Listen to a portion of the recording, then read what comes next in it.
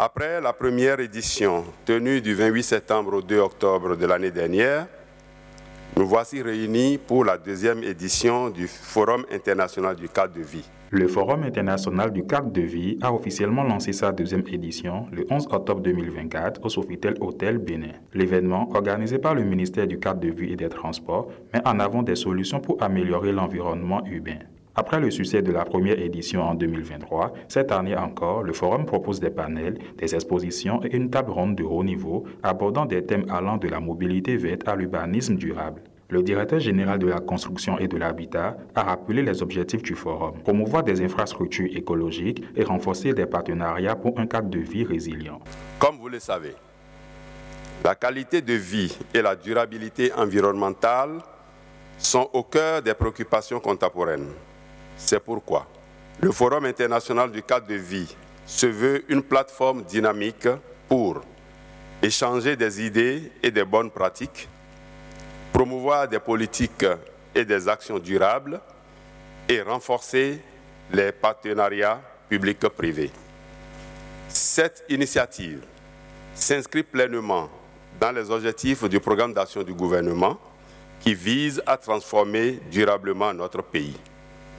Le Forum soutient particulièrement les priorités suivantes: le développement des infrastructures, la protection de l'environnement, l'innovation et la compétitivité. De son côté, le ministre du cadre de vie, José Donato, a souligné l'engagement du gouvernement pour des villes sûres et inclusives, mettant en avant les réformes et les projets réalisés depuis 2016. Au Bénin, nous sommes mobilisés depuis avril 2016 pour bâtir un cadre de vie décent, durable, sobre en émissions de carbone et surtout résilient au changement climatique pour chaque Béninois où qu'il se trouve. Dès lors, nos défis sont nombreux et variés, mais tout aussi impératifs.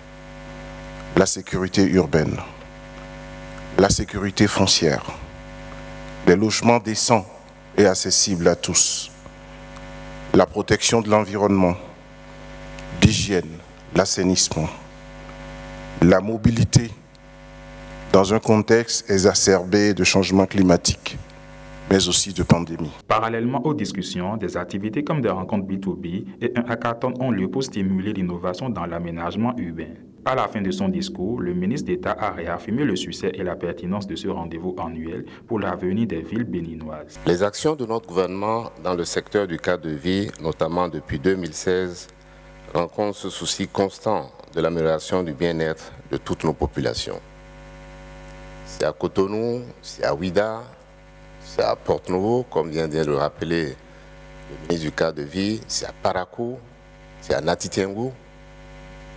Partout où vous allez aujourd'hui, les populations peuvent en témoigner.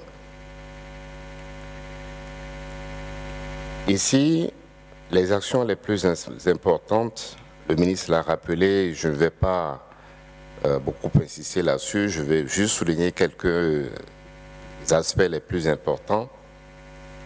Il a parlé de l'élaboration des schémas directeurs d'aménagement dans plusieurs villes pour montrer encore l'inclusivité de tout ce qui est entrepris.